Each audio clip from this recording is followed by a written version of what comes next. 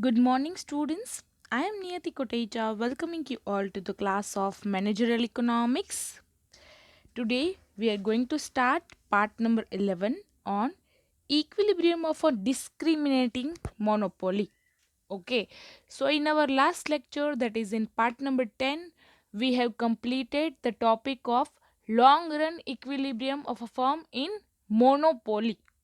Okay, so today we are going to start our next topic, that is on equilibrium of a discriminating monopoly. Okay, monopoly no meaning તો તમને ખબર જ છે. What is the meaning of monopoly? Monopoly means કે કોઈ એક જ seller હોય માર્કેટમાં, તે એક એવી યુનિક પ્રોડક્ટ સેલ કરતું હોય કે એવી યુનિક પ્રોડક્ટ બીજા કોઈ સેલર સેલ કરી શકતા ના હોય માર્કેટમાં.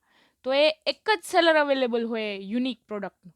ઓકે, તો આવા એક સેલર જે અવેલેબલ હોય માર્કેટમાં એને જ પ્રાઇસ ડિસાઇડ કરવાનો રાઈટ હોય. ધેટ મીન્સ જે મોનોપોલીવાળો સેલર છે, મોનોપોલીવાળી ફર્મ છે, they have right to decide the price.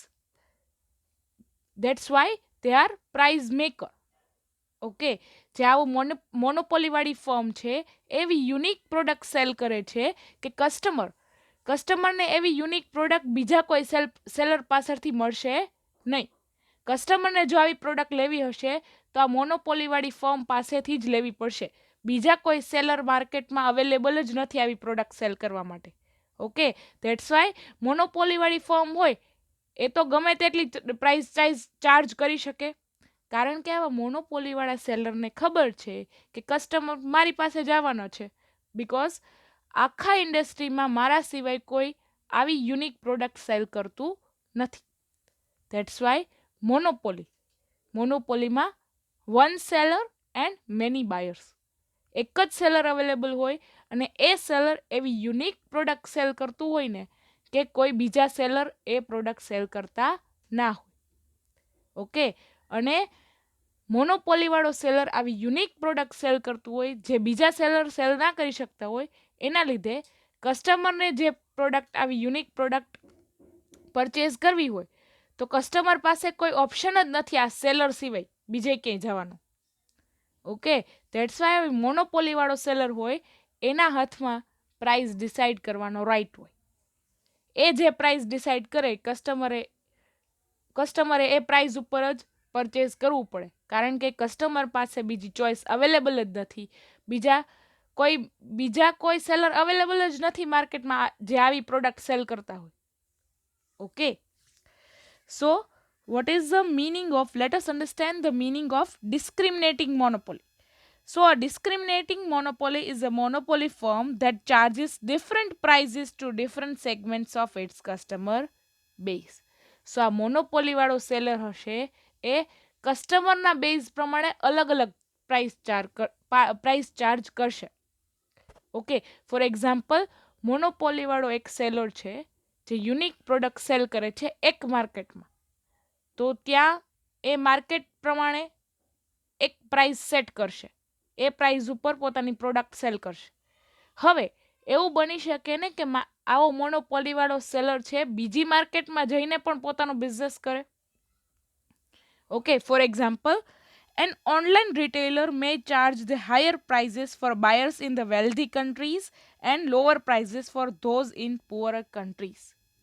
Okay, for example કોઈક ઓનલાઈન રિટેલર કંપની છે, લાઈક એમેઝોન છે, ફ્લિપકાર્ટ છે, કે રીતે ઓનલાઈન રિટેલર કંપની છે.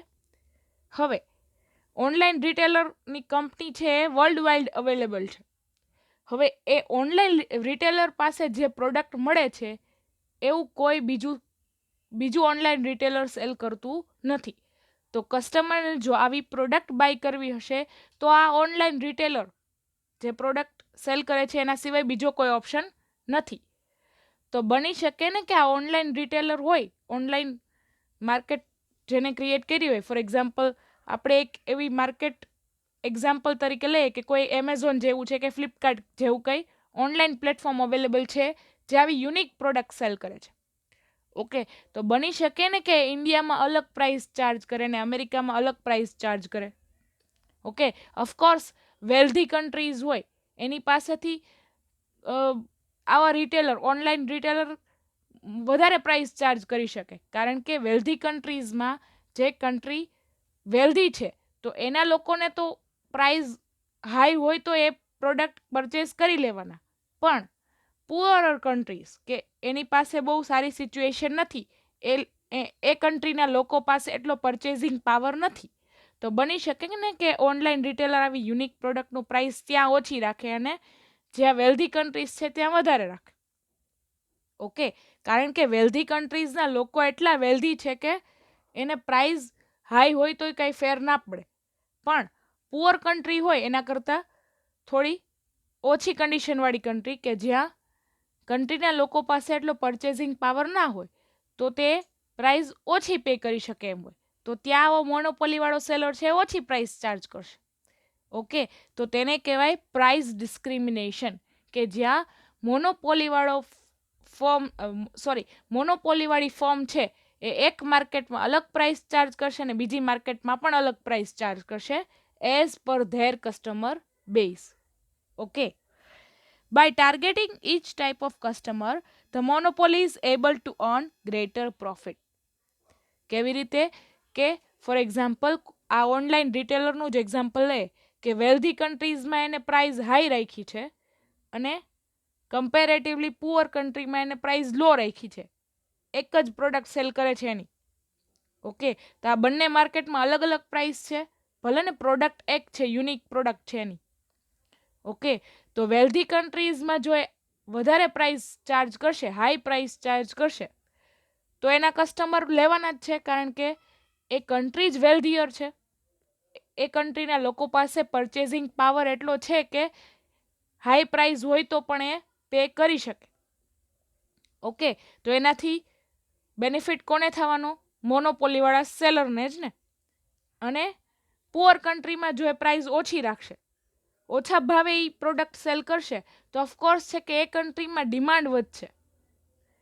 કોઈ પણ વસ્તુની પ્રાઇસ ઓછી હોય તો સામે એની ડિમાન્ડ ઇન્ક્રીઝ થાય, તો બંને બાજુથી કોને બેનિફિટ થશે? મોનોપોલીવાળા સેલરને જ, કે એક માર્કેટમાં જે સેલર છે હાઈ પ્રાઇસ ચાર્જ કરે છે તો એને એટલો રેવન્યુ ઇન્ક્રીઝ થઈ જશે, અને બીજી માર્કેટમાં ભલે ઓછી પ્રાઇસ ચાર્જ કરે છે પણ એ પ્રોડક્ટની ડિમાન્ડ ત્યાં ઇન્ક્રીઝ થઈ જશે, તો ડિમાન્ડ ઇન્ક્રીઝ થશે તો ઓફકોર્સ રેવન્યુ ઇન્ક્રીઝ થશે. તો આ બંને બાજુથી બેનિફિટ કોને થશે? આવા મોનોપોલીવાળા સેલરને, કે જે પ્રાઇસ ડિસ્ક્રિમિનેશન કરે છે, અલગ અલગ માર્કેટમાં અલગ અલગ પ્રાઇસ ચાર્જ કરે છે એક જ પ્રોડક્ટ માટે. હા, મોનોપોલીવાળો સેલર છે એક જ પ્રોડક્ટ સેલ કરે છે બંને માર્કેટમાં, બે માર્કેટમાં સેમ વસ્તુ સેલ કરે છે, પણ બંને માર્કેટમાં અલગ અલગ પ્રાઇસ ચાર્જ કરે છે.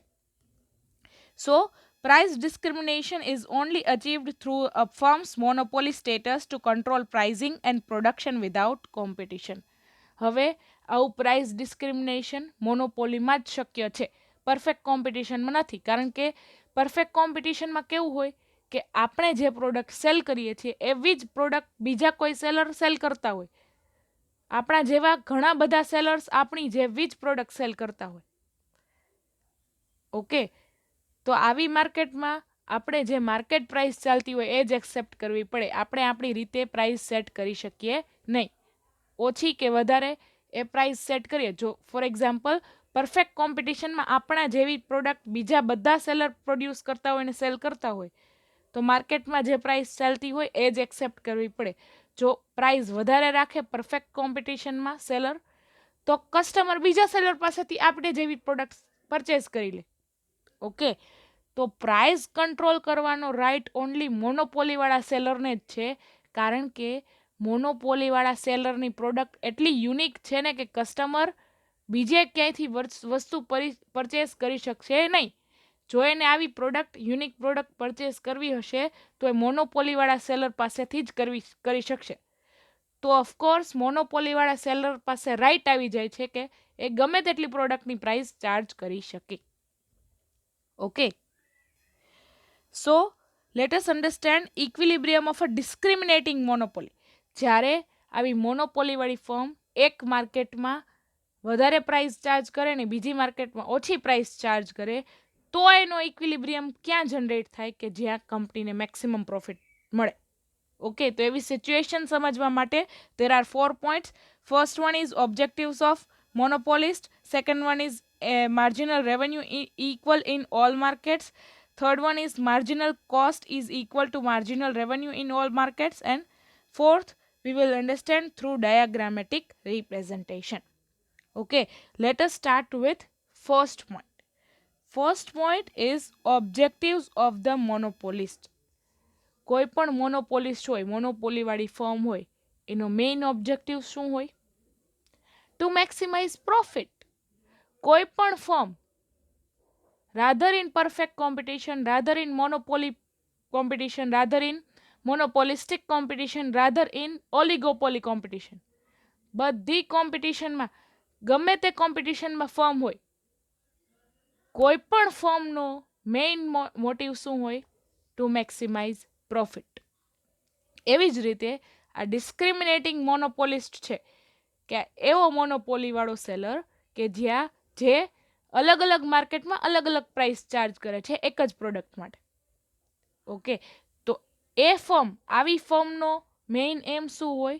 Two maximise profit. જ્યાં વસ્તુ સેલ કરે છે, જે માર્કેટમાં ને જે પ્રાઇઝે સેલ કરે છે, એ માર્કેટમાંથી એને મેક્સિમમ પ્રોફિટ જનરેટ થવો જોઈએ, એવો મોટિવ હોય.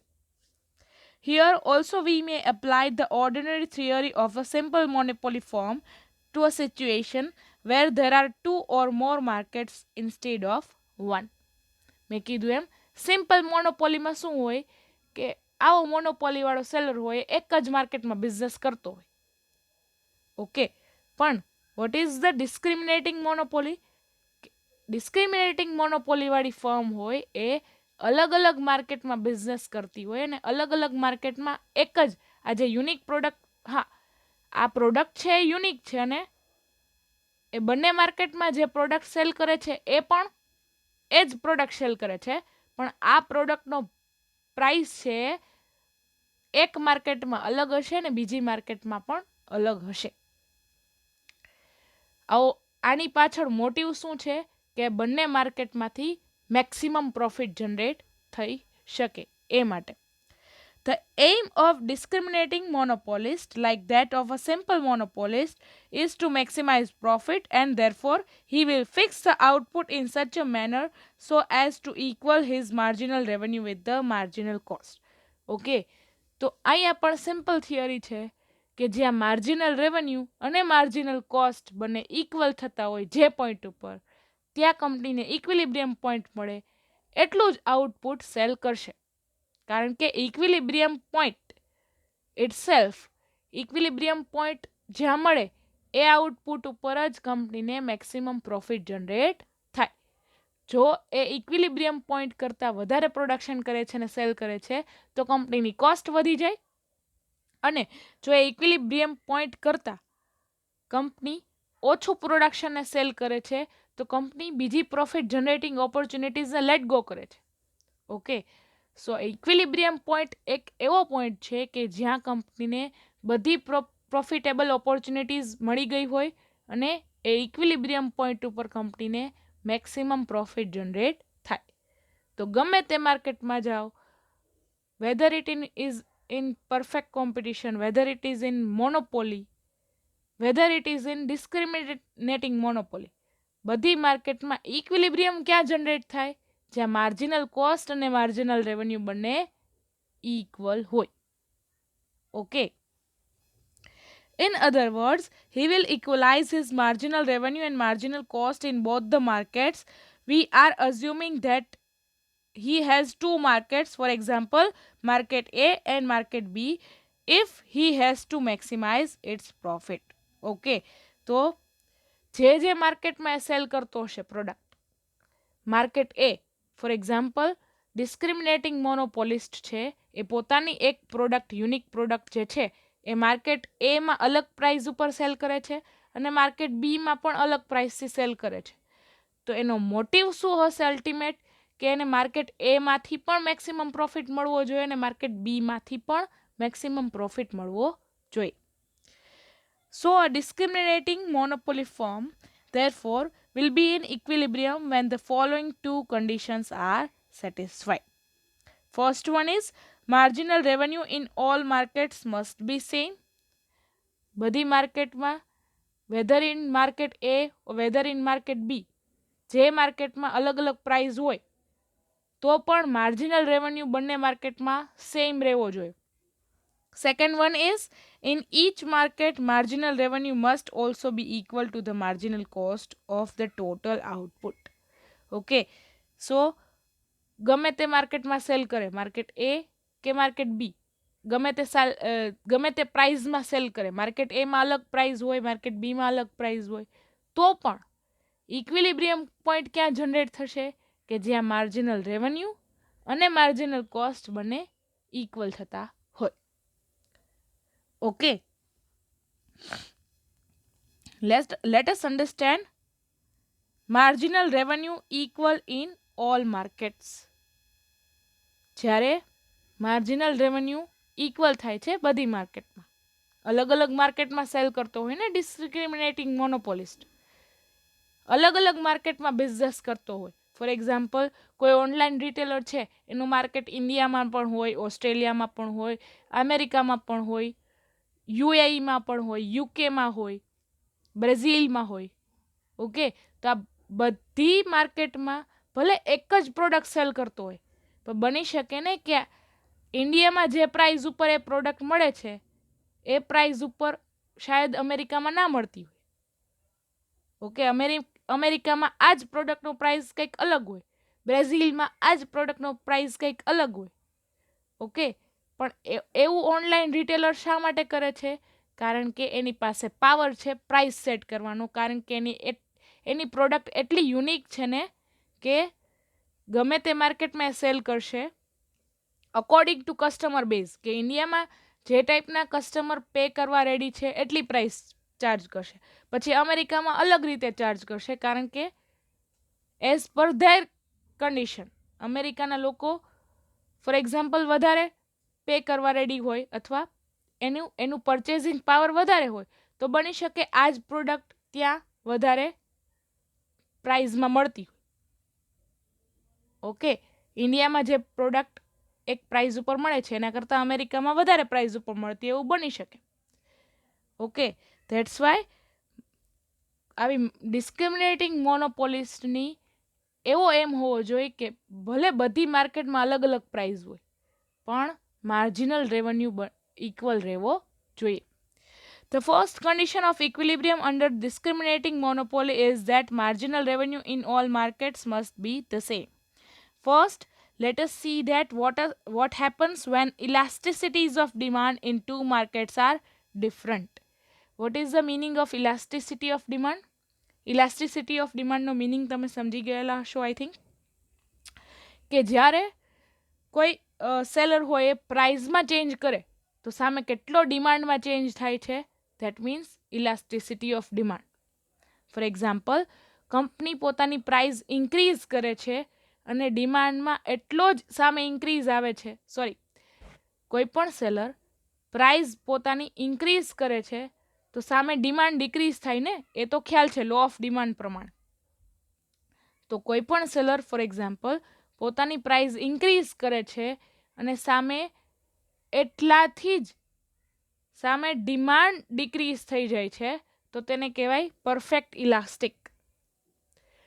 જો કોઈ સેલર પોતાની પ્રાઇઝ ઇન્ક્રીઝ કરે છે અને સામે એટલો ચેન્જ નથી આવતો ડિમાન્ડમાં, બહુ ઓછી ડિમાન્ડ નથી થતી, ભલે ને પ્રાઇઝ ઇન્ક્રીઝ થઈ જાય તો એ ડિમાન્ડ તો હતી એ જ રહે અથવા થોડીક જ ઓછી થાય, તો તેને કહેવાય lower elasticity or we can say imperfect elastic, કે જ્યાં ઇલાસ્ટિસિટી બહુ હોય નહીં.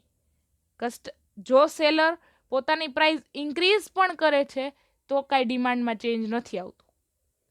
ઓકે, પણ ઘણી જગ્યાએ ઘણી માર્કેટમાં એવું થાય કે જો કોઈ સેલર થોડીક પણ પ્રાઇઝ ઇન્ક્રીઝ કે ડિક્રીઝ કરે તો ડિમાન્ડમાં ડ્રાસ્ટિક ચેન્જ આવતો હોય, મોટો ચેન્જ આવતો હોય. જો સેલર થોડીક પ્રાઇઝ ઇન્ક્રીઝ કરે તો ડિમાન્ડ બહુ જ ઘટી જતી હોય, અથવા કોઈ સેલર જો પ્રાઇસ થોડીક ડિક્રીઝ કરે તો ડિમાન્ડ સામે એટલી ઇન્ક્રીઝ થઈ જતી હોય, તો તેને કહેવાય ઇલાસ્ટિક ડિમાન્ડ. અને સામે જો કોઈ સેલર પ્રાઇસ ઇન્ક્રીઝ કરે તો પણ ડિમાન્ડમાં એટલો બધો કંઈ ચેન્જ ન આવે તો તેને કહેવાય inelastic demand. Okay, suppose that the elasticity of demand in market A is low and market B is high. For example, market A માં જો કોઈ સેલર પોતાની પ્રાઇસ ઇન્ક્રીઝ કરે છે તો પણ ડિમાન્ડમાં એટલો કાંઈ ચેન્જ નથી આવતો, કારણ કે માર્કેટ એમાં બની શકે કે એવા લોકો રહે છે કે એનો પરચેઝિંગ પાવર હાઈ છે. ઓકે, તો આવી પ્રોડક્ટની જો પ્રાઇસ થોડીક વધી જશે તો એનાથી કાંઈ ફેર નહીં પડે એવા લોકોને, વેલ્ધીયર માર્કેટ છે. પણ માર્કેટ બીમાં એવી સિચ્યુએશન છે કે જો થોડીક પણ પ્રાઇસ ઇન્ક્રીઝ થશે તો લોકો લેશે નહીં આવી પ્રોડક્ટ. ધેટ મીન્સ ડિમાન્ડમાં ઘણો બધો ચેન્જ આવશે ઇલાસ્ટિસિટીના લીધે. ઓકે, તો માર્કેટ બીમાં મોનોપોલિસ થશે, સ્માર્ટ થઈ જશે અને થોડીક પ્રાઇસ જો નીચે કરશે ને તો સામે ડિમાન્ડ વધી જશે આવી product. Okay, this will mean that when elasticities are different, the marginal revenue in these two markets will also be different at the same price. Okay, marginal revenue પણ ચેન્જ થઈ જાય બંને માર્કેટમાં, કારણ કે બંને માર્કેટમાં અલગ અલગ પ્રાઇસ છે. The marginal revenue in one market is lower and other market is higher. સો એક માર્કેટમાં બની શકે કે માર્જિનલ રેવન્યુનો મિનિંગ શું હતો કે જો કંપની એક પ્રોડક્ટ પણ વધારે સેલ કરે છે તો સામે રેવન્યુમાં કેટલો ઇન્ક્રીઝ થાય છે, that is known as marginal revenue. હવે જ્યાં પ્રાઇસ વધારે છે એક માર્કેટ, ફોર એક્ઝામ્પલ માર્કેટ એમાં પ્રાઇસ વધારે છે અને માર્કેટ બીમાં પ્રાઇસ ઓછી છે આ જ પ્રોડક્ટની. ઓકે, તો માર્કેટ એમાં જ્યાં પ્રાઇસ વધારે છે તો માર્જિનલ રેવન્યુ વધારે હોવાનું માર્કેટ એમાં, અને માર્કેટ બીમાં પ્રાઇસ ઓછી છે આ જ પ્રોડક્ટની તો માર્જિનલ રેવન્યુ પણ ઓછું રહેવાનું માર્કેટ બીમાં. ઓકે, તો ત્યાં ચેન્જ આવ્યો કારણ કે માર્જિનલ રેવન્યુ માર્કેટ બીમાં ઓછું છે અને માર્કેટ એમાં વધારે છે. તો હવે એને ઇક્વલ કઈ રીતે કરવું? So it will be clear to the advantage of the discriminating monopoly firm to shift its sales from the former to later. If elasticity of demand low in market A, for example, market A માં elasticity of demand ઓછી છે, એનો meaning શું થાય? જો firm પોતાની પ્રોડક્ટની price increase કરશે તો પણ ડિમાન્ડમાં એટલો કાંઈ ચેન્જ નહીં આવે, લોકો તોય પરચેસ કરશે માર્કેટ એમાં. તો કંપની શું કરશે? Firm will charge higher price. તો price is high but no such change in demand. Higher sales due to sales price is high. તો મોનોપોલિસ્ટ વાળા જે ફર્મને જો પ્રાઇસ ઇન્ક્રીઝ કરશે માર્કેટ એમાં તો કાંઈ બહુ ડિમાન્ડમાં ચેન્જ નહીં આવે, પહેલાં જેટલા લોકો લેતા હતા એટલા જ લોકો પરચેસ કરશે. પણ હા, મોનોપોલીવાળા ફર્મને શું ફાયદો થશે કે એની રેવન્યુ ઇન્ક્રીઝ થઈ જશે, કારણ કે પ્રાઇસ ઇન્ક્રીઝ કરીને એના લીધે મોનોપોલીવાળી ફર્મને રેવન્યુ ઇન્ક્રીઝ થઈ જશે માર્કેટ એમાંથી. હવે વાત કરીએ માર્કેટ બીની. If elasticity of demand is high in market B. હવે માર્કેટ બીમાં એટલી બધી ઇલાસ્ટિસિટી છે, જો પ્રાઇસ તમે થોડીક ઇન્ક્રીઝ કરો તો ડિમાન્ડ બહુ જ ઘટી જાય. અને આવી માર્કેટમાં માર્કેટ બીમાં જો પ્રાઇસ તમે થોડીક કે નીચે લાવો તો ડિમાન્ડ સડનલી હાઈ થઈ જાય. ઓકે, તો આવી માર્કેટમાં firm will charge lower price. Firm છે પોતાના પ્રોડક્ટની પ્રાઇસ થોડીક ઓછી કરશે, અને થોડીક ઓછી પ્રાઇસ કરશે તો સામે ખરીદવાવાળા લોકો વધી જશે, ધેટ મીન્સ ડિમાન્ડ વધી જશે. અને જો ડિમાન્ડ વધી જશે તો lower price, increase in demand, higher sales due to demand is high. ત્યાં પણ કંપનીને હાયર સેલ્સ થશે, કારણ કે થોડીક પ્રાઇસ કંપનીએ ઓછી કરી તો સામે ડિમાન્ડ વધી ગઈ, અને ડિમાન્ડ વધી ગઈ તો સેલ્સ પણ વધ્યું, સેલ્સ વધ્યું એટલે રેવન્યુ ઇન્ક્રીઝ થયું. તો બંને જગ્યાએથી કંપનીને રેવન્યુ ઇન્ક્રીઝ થાય છે. માર્કેટ એમાં થોડીક પ્રાઇસ ઇન્ક્રીઝ કરી એના લીધે રેવન્યુ ઇન્ક્રીઝ થયું, અને માર્કેટ બીમાં થોડીક પ્રાઇસ ઓછી કરી એના લીધે ડિમાન્ડ વધી ગઈ એટલે સેલ્સ વધી ગયું, સેલ્સ વધી ગયું એટલે રેવન્યુ ઇન્ક્રીઝ થયું. તો બંને જગ્યાથી પ્રોફિટ જનરેટ થયો મોનોપોલિસ્ટને. Okay, here both situation creates equal marginal revenue for the firm બંને જગ્યાએથી માર્જિનલ રેવન્યુ છે ઇક્વલ થઈ જશે, કારણ કે એક જગ્યાએ પ્રાઇસ ઇન્ક્રીઝ થઈ છે તો બીજી જગ્યાએ થોડીક પ્રાઇસ ડિક્રીઝ થઈ તો સામે સેલ્સ ઇન્ક્રીઝ થયું છે એટલે. Okay, so that's why marginal revenue is equal in all markets. Third one is marginal cost is equal to marginal revenue in all markets. The second condition is that marginal revenue in all the markets must also be equal to the marginal cost of the total output. That is, MC is equal to MR. હવે where MC is equal to MR, એવી situation હોય તો એ સિચ્યુએશનને આપણે શું કહીશું? Equilibrium. Okay, this condition is quite obvious if, for example, the marginal cost is higher than the marginal revenue in market A, he will increase the profit by reducing its output in this market. But if the marginal cost is lower than the marginal revenue, he will increase his profit by increasing its output in the market. તો કંપનીને આવી ભલે ડિસ્ક્રિમિનેટિંગ monopoly છે, પણ કંપનીને maximum profit કયા level ઉપર generate થશે? કે જ્યાં માર્જિનલ રેવન્યુ અને marginal cost MC is equal two MR, A point ઉપર કંપનીને ઇક્વિલિબ્રિયમ પોઈન્ટ મળશે, અને જો કંપની એટલું પ્રોડક્શન અને સેલ કરશે તો એ પોઈન્ટ ઉપર કંપનીને મેક્સિમમ પ્રોફિટ જનરેટ થશે. જો બંનેમાંથી એક પણ આડાવડું હશે તો કંપનીને મેક્સિમમ પ્રોફિટ જનરેટ થશે નહીં. ફોર એક્ઝામ્પલ, માર્જિનલ કોસ્ટ વધારે હશે ને રેવન્યુ ઓછી હશે તો કંપનીને લોસ થશે, તો આવું આઉટપુટ એ સેલ ના કરી શકે. અને જો માર્જિનલ રેવન્યુ વધારે હશે ને માર્જિનલ કોસ્ટ ઓછો હશે તો કંપનીને પ્રોફિટ જનરેટ થશે, તો કંપનીને એમ થશે કે ચાલો ને હજી પ્રોફિટ થાય છે તો આપણે પ્રોડક્શન ઇન્ક્રીઝ કરીએ. તો એવી રીતે એક પોઈન્ટ કંપનીને જનરેટ થશે કે જ્યાં માર્જિનલ કોસ્ટ અને માર્જિનલ રેવન્યુ બંને ઇક્વલ થશે, એ પોઈન્ટ ઉપર કંપનીને મેક્સિમમ પ્રોફિટ જનરેટ થશે. Equilibrium will be achieved only when there is no incentive for the discriminating monopoly firm to increase or decrease output. એકવાર ઇક્વિલિબ્રિયમ પોઈન્ટ મળી જાય પછી કંપનીને ખબર પડી જાય કે જો આપણે આપણું પ્રોડક્શન ઇન્ક્રીઝ કરશું તો કોસ્ટ વધી જશે માર્જિનલ રેવન્યુ કરતાં, તો કંપનીને લોસ થશે, અને જો ઇક્વિલિબ્રિયમ પોઈન્ટ કરતાં ઓછું પ્રોડક્શન કરશું તો આપણને ઓછો પ્રોફિટ થશે. તો ઇક્વિલિબ્રિયમ પોઈન્ટ એક એવો પોઈન્ટ છે કે જ્યાં કંપનીને મેક્સિમમ પ્રોફિટ થાય. Thus, the second condition of equilibrium under discriminating monopoly is that marginal revenue must be equal to marginal cost in both the markets. Is it okay?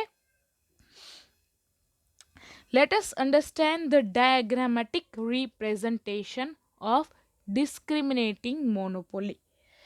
The monopolist has divided his total market into two sub-markets, that is market A and market B.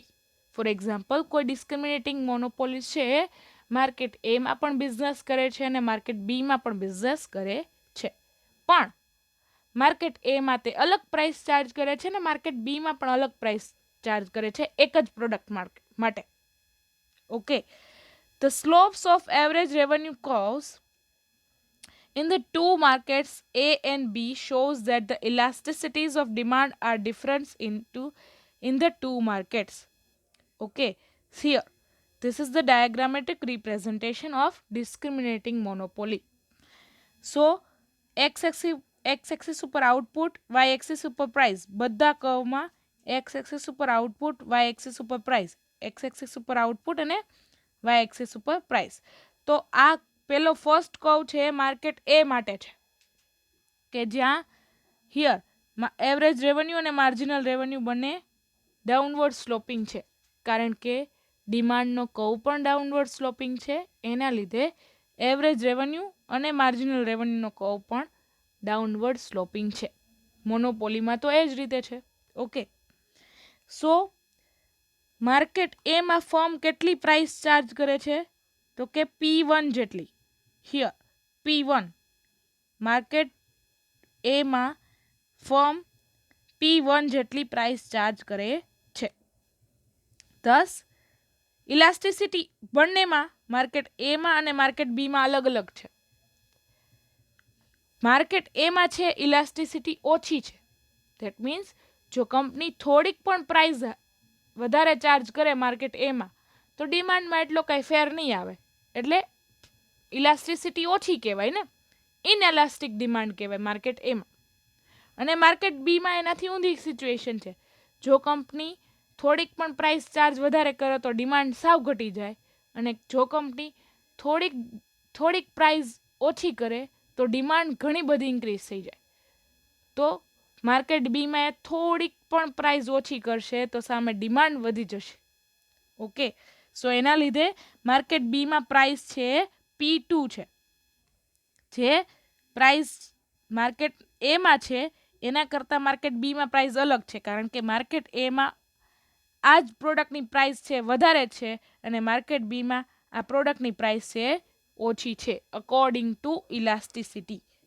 Elasticity છે ઇનઇલાસ્ટિક છે, market એમાં elasticity ઓછી છે એટલે price છે વધારે છે.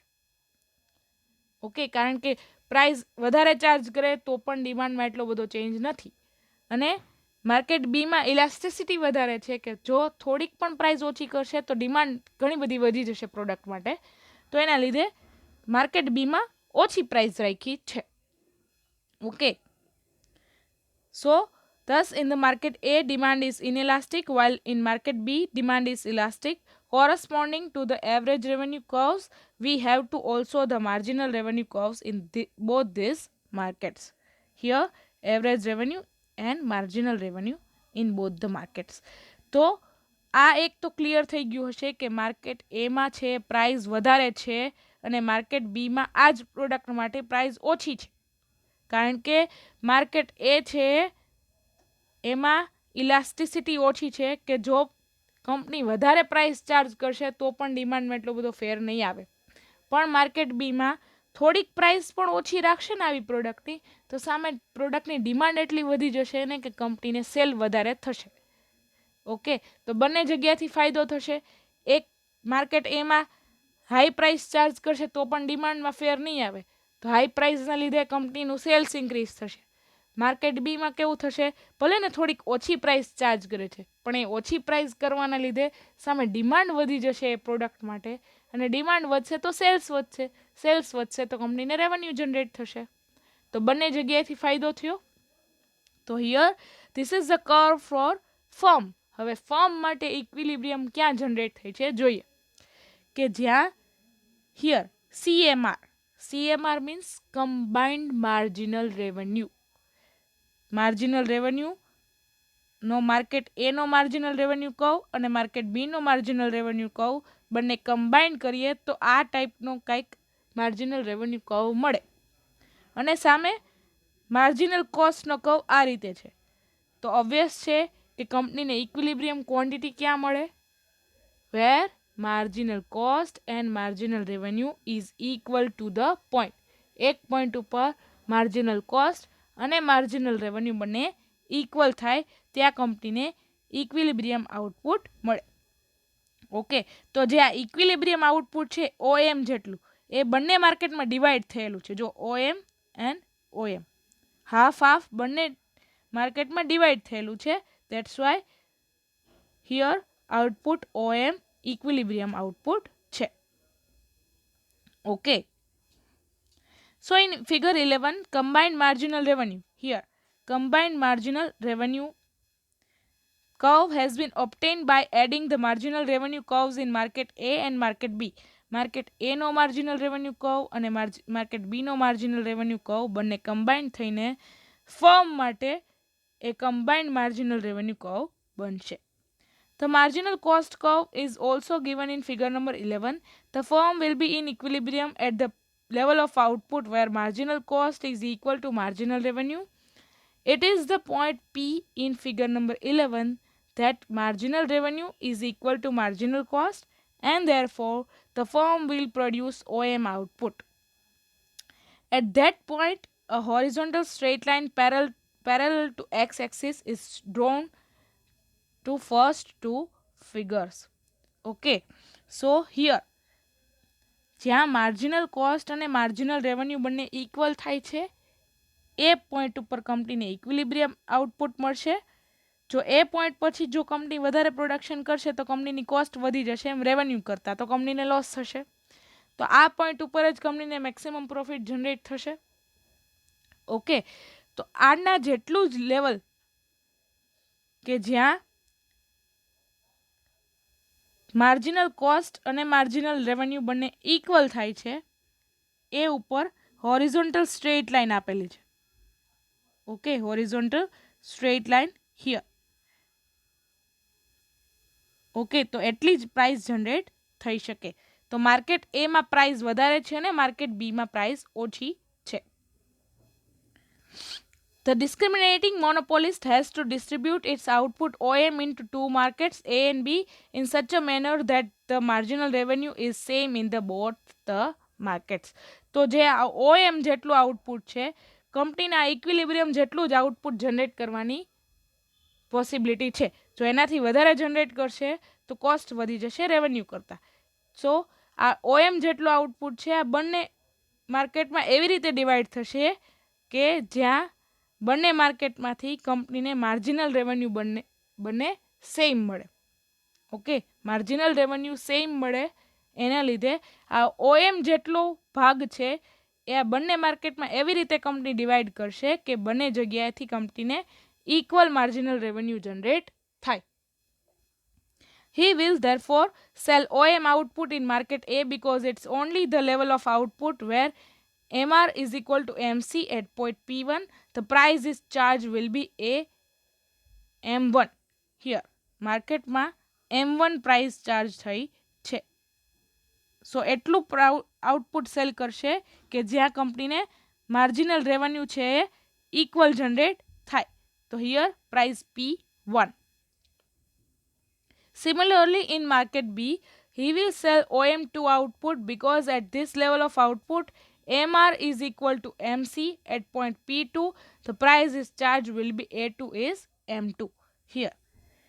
So, company OM જેટલું આઉટપુટ ક્યાં સુધી સેલ કરશે કે જ્યાં આ છે માર્જિનલ કોસ્ટ અને માર્જિનલ રેવન્યુ બંને ઇક્વલ કયા પોઈન્ટ ઉપર થાય છે?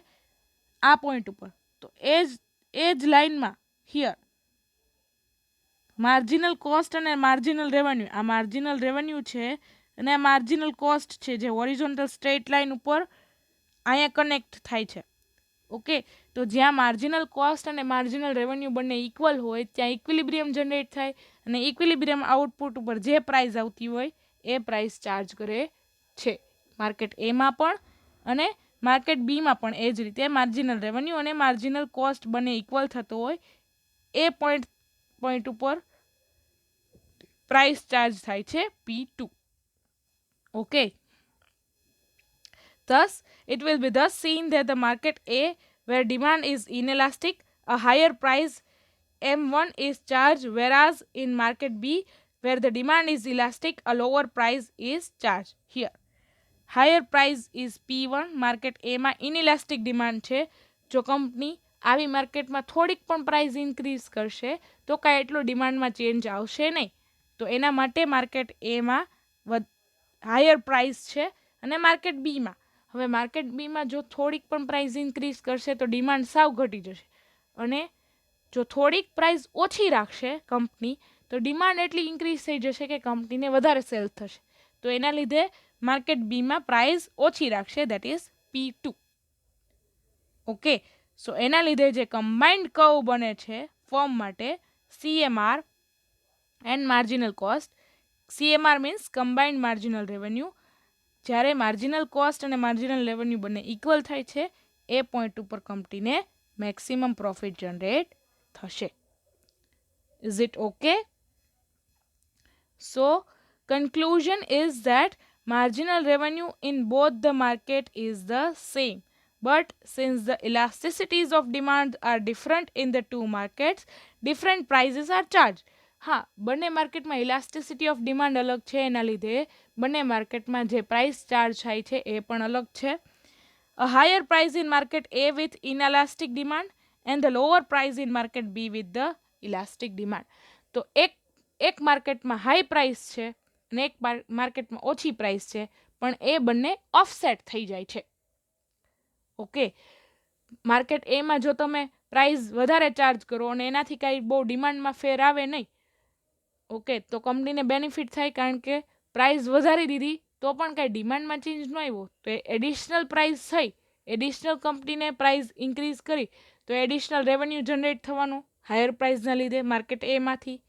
અને માર્કેટ બીમાંથી થોડીક પણ પ્રાઇસ જો કંપની ઓછી કરીને તો સામે ડિમાન્ડ વધી ગઈ, ઇલાસ્ટિક ડિમાન્ડ છે ને એના લીધે, તો ડિમાન્ડ વધી ગઈ તો એના લીધે કંપનીનું એ માર્કેટમાં સેલ્સ વધી ગયું, અને સેલ્સ વધી ગયું એટલે રેવન્યુ વધારે જનરેટ થઈ, તો બંને જગ્યાએથી ડિસ્ક્રિમિનેટિંગ મોનોપોલિસ્ટને બંને જગ્યાએથી મેક્સિમમ પ્રોફિટ મળે છે ઓએમ લેવલ ઉપર. ઓકે, તો ઓએમ લેવલ ઉપર કંપનીને મેક્સિમમ પ્રોફિટ જનરેટ થાય છે, ભલે ને એ અલગ અલગ માર્કેટમાં અલગ અલગ પ્રાઇસ ઉપર સેલ કરતા હોય. હવે સમજાણું? I think that is clear to all. So that's it for today. I would like to end up this session with motivation, that is, your success and your happiness depends on you. જો તમે hard work કરશો તો definitely success મળશે અને happiness પણ. Okay, so this topic is over here.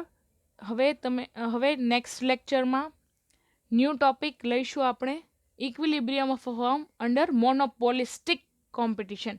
મોનોપોલિસ્ટિક કોમ્પિટિશનમાં કઈ રીતે ઇક્વિલિબ્રિયમ થશે, short run and long run. Okay, so that's it for today. Thank you so much, students. Have a nice day.